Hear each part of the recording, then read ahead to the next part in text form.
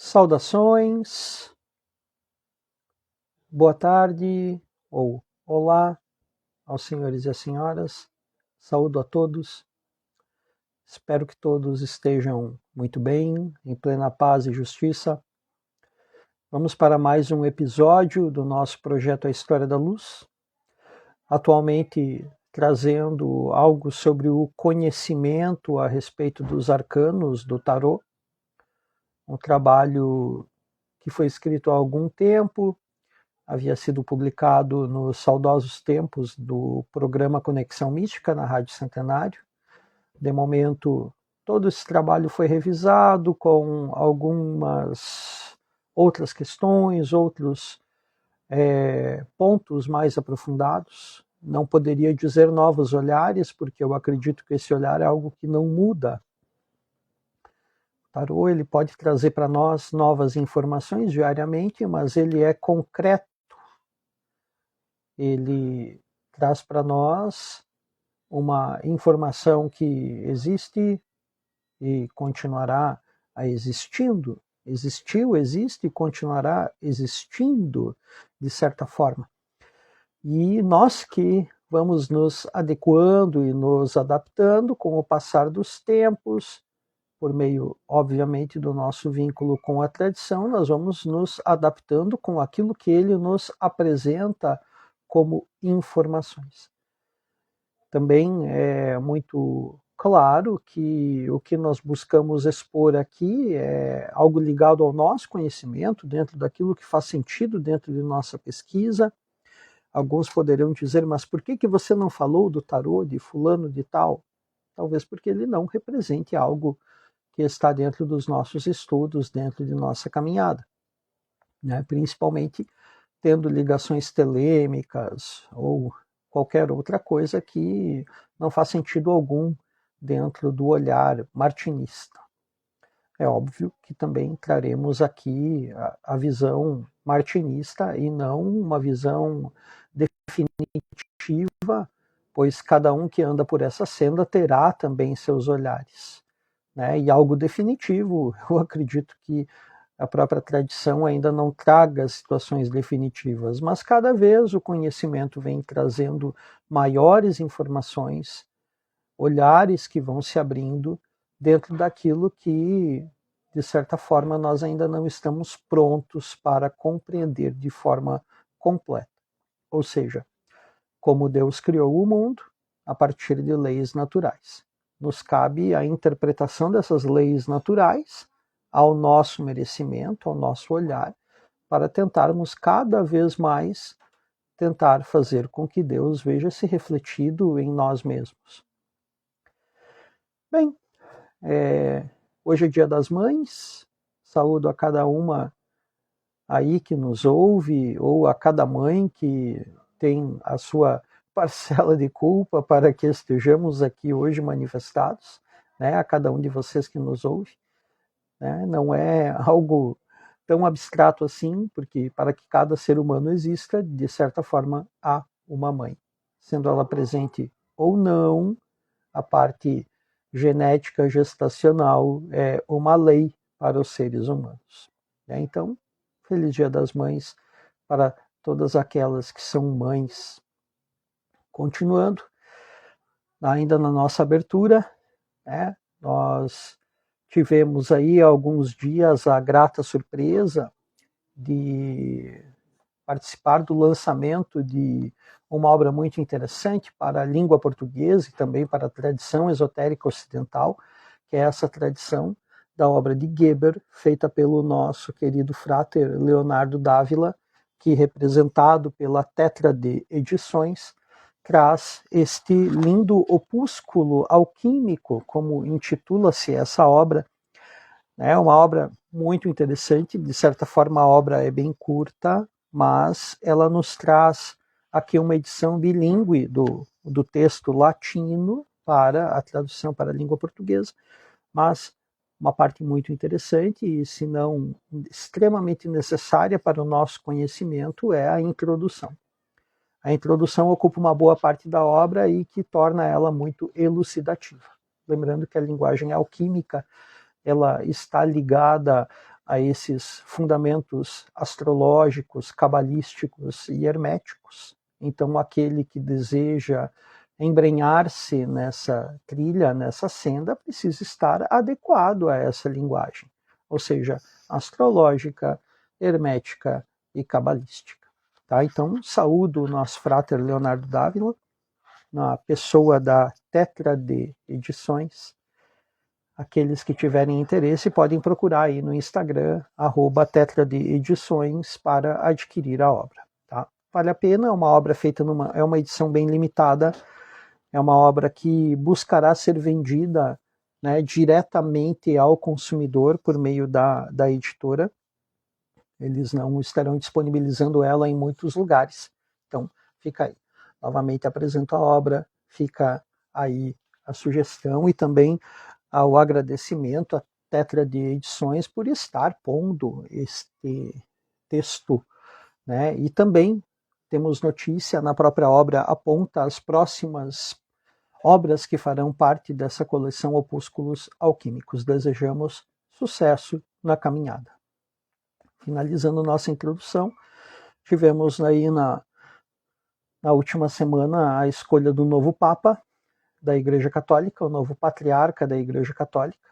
Né? Nós esperamos que ele represente muito bem a tradição católica, botando talvez algumas situações, né, que de certa forma ficaram pendentes com o último que passou pela Cátedra de Pedro, que francamente deixou muito a desejar, na minha opinião, principalmente por questão do fortalecimento da Igreja Católica, do seu rito, das suas tradições.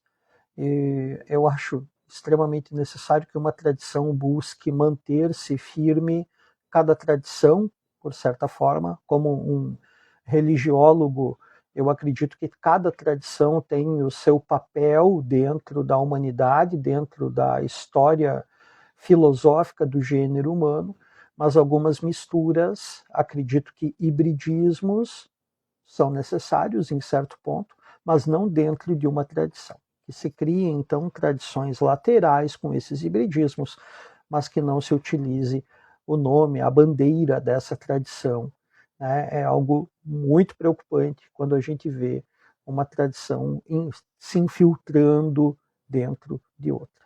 O nosso olhar é bem crítico neste ponto, principalmente ao que envolve a teologia da libertação, o que todos sabemos que é um descaso muito grande com a figura do Cristo, né? E com a figura dos evangelhos para o cristão. Né? A teologia da libertação realmente é perigosa dentro da Igreja Católica. Eu sou franco em dizer, talvez eu já tenha dito isso em outro momento, no nosso estudo, né, sobre religiões e religiosidades. A teologia da libertação preocupa bastante. De certa forma, ela pode ser uma metástase aí dentro da Igreja Católica. Né? Desejamos, então, ao novo patriarca católico que ele tenha a cabeça no lugar, busque manter as coisas da forma mais tradicional possível.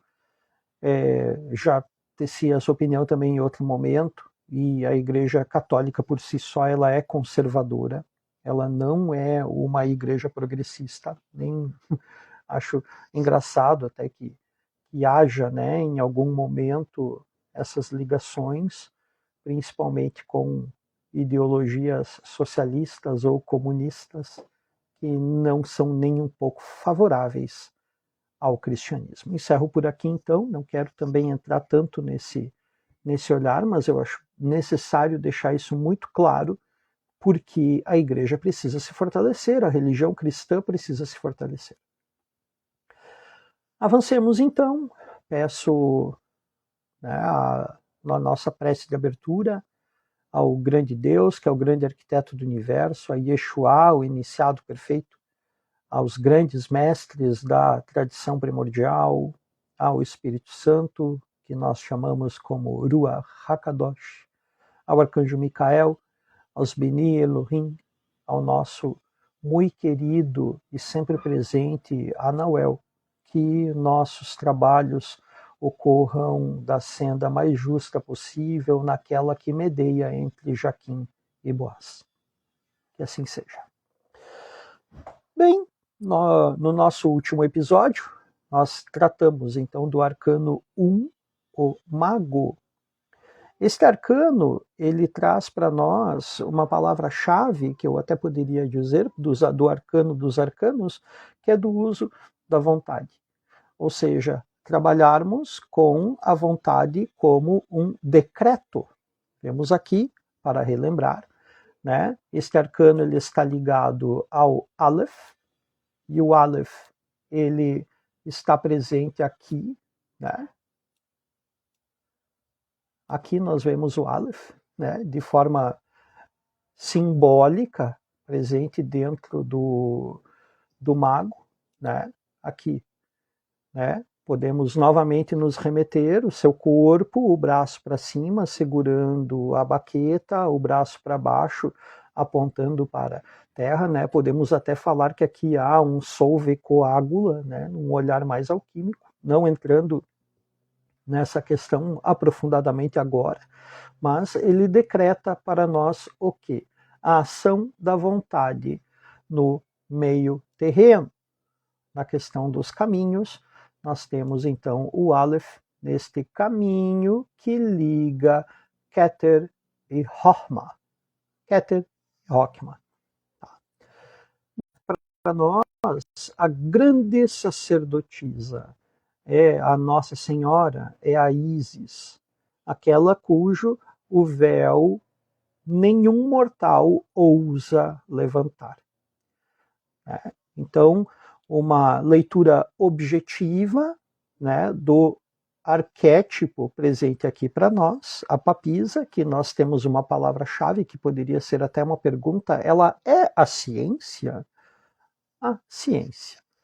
A imagem lateral, né, podemos perceber que ela não está com uma imagem frontal, ela está lateralizada, né, o que já pode, num olhar, se você for usar isso como um simbolismo arquetípico para o teu caminho iniciático, você precisa entender que quando a imagem está lateralizada, ela representa colunas. Então, seja, ela já traz para nós a visão da dualidade. Tá? Ela está polarizada. Por quê? Porque ela está lateralizada. Né? Então, a imagem lateral da papisa, ou sacerdotisa, nos apresenta ela coberta por seu manto. Né? Vemos aqui muito claramente o manto dela, sentada em um trono, que é pouco perceptível, mas está presente. Aqui nós temos um pedaço do trono, aqui o outro pedaço do trono. Lembrando que o tarô de Marsella, ele é um tarô muito rústico, né? Ele traz símbolos, ele não está nem um pouco preocupado com perspectiva ou proporções. A gente pode ver aqui também essa proporção do braço, ombro e pescoço, ela está bem, né, ela está desproporcional, ela não está seguindo uma lei de proporção da anatomia humana, ou ela tem um pescoço muito longo, né, mas esse é o tarô de Marsella. Tá? Essa é a escola, o tarô clássico. Então, seu manto, o trono e sua coroa. Sua coroa é chamada de tiara papal. Essa é a coroa papal, ou tiara papal. E o véu, a contrário, né, já bem perceptível, no seu colo o livro aberto, ao qual segura com ambas as mãos. A lâmina, ela nos apresenta, então, a sagrada guardiã do caminho dos iniciados. Ela apresenta para nós o livro da revelação. Esta ciência mística que nós já trazemos como uma palavra-chave dela, ciência mística da qual ela, além de dignamente ser a guardiã, ela também é honrosamente conhecedora. Ciência que, quando transmitida aos seres, possibilita para estes seres a consciência de serem conhecedores das inúmeras leituras e interpretações das leis naturais e da lei divina. É claro que esse ponto nos leva a algo muito favorável. Vamos dizer que a obra está concluída e todos nós decodificamos as leis naturais e as leis divinas. Em potência? É claro que sim. Cada um de nós tem em potência dentro de si a possibilidade de interpretar essas leis naturais em sua totalidade, o conhecimento das leis divinas em totalidade. Isso acontece? De fato, não. Se já aconteceu, aconteceu com o Cristo. O Cristo é o iniciado perfeito, aquele que atingiu a perfeição da obra humana, né, encarnada, como um arquétipo para nós. Lembrando que cada um de nós, na Cabala cristã, nós somos Yeshua em pessoa. Né? Claro que com as devidas proporções. Não levem isso de forma literal, isso é simbólico para nós. Tá? Então, qual é essa ciência? É a ciência que nós chamaremos de gnose. E gnose no sentido profundo tradicional. E não, saibam que não estamos falando aqui de movimentos que se intitulam pelo nome de gnose. Não é este ponto. Gnose, gnoche, é a palavra grega que significa conhecimento. A gnose divina, gnose dos sábios do passado, zelada e velada pela nossa digna grande sacerdotisa, a papisa, la papesse. A Nossa Senhora, a própria Ísis, que vela e zela pela egrégora da sabedoria arcana. Lembrem, vocês que já acompanharam os nossos episódios falando sobre as ciências sagradas, nós temos 3 fatos importantíssimos para o ocultista. E ele vai, de certa forma, sempre dedicando-se um pouco a essa caminhada. Os episódios, então, das ciências sagradas, lembrem, na parte introdutória mesmo. Vocês podem procurar nas playlists lá no YouTube, que está dividido em playlists. Lembrando que todos esses episódios são gravados aqui no Instagram e depois upados no YouTube. Né? Então, nos nossos episódios sobre as ciências sagradas, nós falamos sobre a mística, ou seja, o misticismo, a gnose e a magia. Revejam, busquem estudar isso que já foi apresentado. Esses 3 temas, a mística, a gnose e a magia, são parte do trabalho do ocultista, ou seja, do cientista do esoterismo. Não pendam para aquelas visões que falam sobre o ocultismo ser prática de feitiçaria ou magia negra. De forma alguma. Nós trazemos aqui aquela visão principalmente exposta pelo nosso mestre Stanislas de Guaita, onde ele aponta como o ocultismo como uma ciência pura. Então, o ocultista é aquele que experimenta o esoterismo. Tá? Lembrando que isso está muito ligado, não estou fugindo do tema, isso está muito ligado com essa personalidade aqui, com ela, la papesse, a papisa. Isso está muito ligado a ela. Por quê? Vejam muito bem. Estar coberta por um manto, em todos os arcanos, o manto representa que se está no caminho dos iniciados. E é óbvio que neste arquétipo falar sobre isso é redundância. Né? Seu trono, também desnecessário comentar, significa que ela está sentada sobre a cátedra dos sábios, possuindo assim seu assento vitalício junto a estes, da qual é mãe, irmã e musa.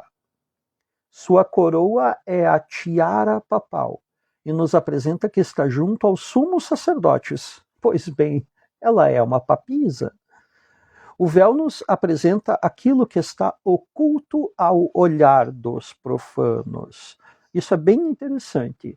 Este véu a oculta, a vela, a zela do olhar de quem? Daquele que ousa profanar o rosto sagrado da Nossa Senhora, da Ísis. A tradição vem desse véu, deste olhar, daquilo que protege ela, onde vem a tradicional citação, que eu não acredito que conheça seu autor, mas que se diz: qual dentre vós teria o ímpeto de erguer o véu de Nossa Senhora Ísis e acreditar que sairá ileso? O livro representa a tradição. Essa tradição, ela representa, então, a sabedoria dos seres, o conhecimento, a ciência, a gnose. É exatamente este livro aqui, este livro que, em parte, está com a mão oculta, que cobre uma das páginas, a mão que cobre uma das páginas e a mão que segura uma das páginas. Então, de certa forma, ela nos dá o incentivo para a leitura, mas de outra forma, ela também oculta uma parte deste conhecimento. Isso é interessante de nós avaliarmos, porque ela é a tradição, ela é a mantenedora, ela guarda este conhecimento. De quem? Dos profanos. Temos aquela frase que já foi repetida várias vezes nos nossos episódios, em programas anteriores, principalmente naqueles que tratamos sobre a alquimia, que é Sophorum lapis nos datur lupis, a pedra filosofal é ocultada dos lobos, a pedra filosofal não se dá aos lobos. Então, o livro representa a sabedoria dos seres, das escolas e das tradições. Não necessariamente sendo o conhecimento que se encontra em livro físico, mas sim no grande livro acássico, em Akasha, o grande oceano cósmico, o inconsciente coletivo. É bem importante lembrarmos, uma parte do livro está coberto pelo manto. A outra parte do livro está aqui descoberto.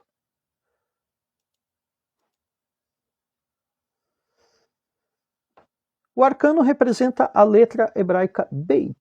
O que é Beit? Isso aqui e o chão. Este é o Beit. Cadê o Beit? Está aqui. Beit. Primeira letra dupla, segunda letra do alfabeto hebraico, cujo significado simbólico é a casa, a morada, pois seu simbolismo nos apresenta aquilo que possui teto, parede, porta e chão.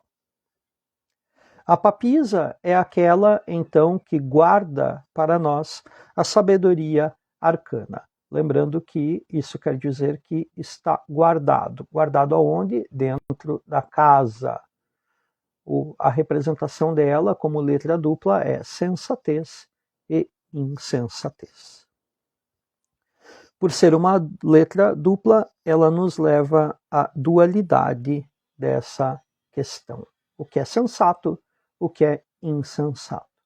Lembrando que as letras duplas elas têm uma pronúncia leve e uma pronúncia forte. Eis a nossa querida papisa. Eliphas Levi, na introdução do seu Dogma e Ritual da Alta Magia, nos diz que Beit está acima de todas as aflições e de todos os temores. Podemos ver aqui muito bem, então, esta questão que leva à interpretação de que esta aqui é uma que não teme ninguém. Nos caminhos, lembrando que falamos no episódio passado do caminho que seria, né, o 12º caminho, ou o primeiro onde começam as letras hebraicas, o mago está no caminho 1, e agora, Beit, a papisa, é o caminho 2, o caminho que leva de Horma até Bina. Ou seja, do conhecimento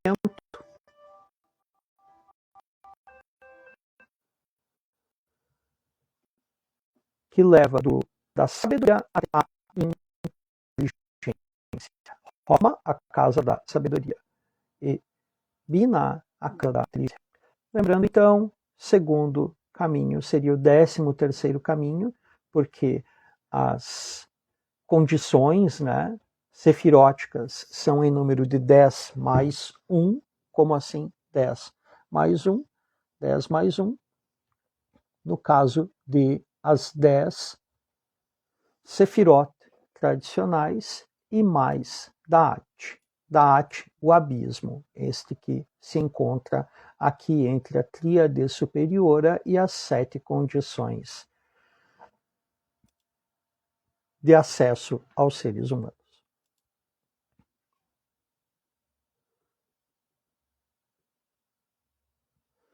Para o episódio de hoje era isso. Peço a cada um de vocês que tenham interesse de estudar isso de forma mais aprofundada. No nosso YouTube temos o link para o nosso Telegram, nosso canal no Telegram, onde frequentemente nós postamos os links das nossas atividades. Lá também tem o link para o nosso grupo de estudos do Tarot, aonde vamos agora para essa semana para, então, o Arcano 2 da Papisa, da Grande Sacerdotisa. Peço a todos que mantenham os seus estudos em dia, se por acaso desejarem, quiserem indicar o nosso trabalho para aqueles que são afins a essa temática, ficamos muito agradecidos, não pedimos nada em troca, estamos aqui fazendo o nosso papel pela tradição, mas os filtros acontecem, não de nossa parte, mas da parte do próprio caminhante. Vamos com calma, pois temos pressa. Isso quer dizer, vá com calma, porque não temos tempo a perder. Aquele que vai com pressa muitas vezes precisa retomar o caminho e daí que se desiste. Quero então fazer um agradecimento aos nossos incentivadores, ao qual nós também marcaremos aí no nosso canal no YouTube, né, a Artaxvix, na pessoa do nosso querido irmão Júlio Bolles, nos auxiliando aqui com parte dos equipamentos que estamos utilizando nas transmissões. Muito obrigado. Ao nosso querido mestre, irmão mais velho de caminhada, querido irmão Nelson Real Júnior, no YouTube, no @real_ECC, que é Real Escola de Cabala Cristã, por sua ajuda com o conhecimento sempre compartilhado conosco e também o material didático ali das nossas letras sagradas. E aos nossos irmãos, sempre presentes, mas incógnitos, das Societas Incógnita, pelo seu apoio metafísico. Esse daí não tem como marcar, porque eles não estão mais em lugar algum. Acredito que lá no Facebook ainda tem uma página, mas ela está lá, não sei se está ativa, tá? Agradeço também novamente ao nosso querido Frater Leonardo Dávila, da Tetra de Edições, novamente pela obra, parabéns pela obra do Geber, obra clássica da alquimia, um texto muito profundo, curto, mas de grande profundidade, referência ao trabalho alquímico. Muito obrigado a todos, tenham todos uma boa semana e fiquem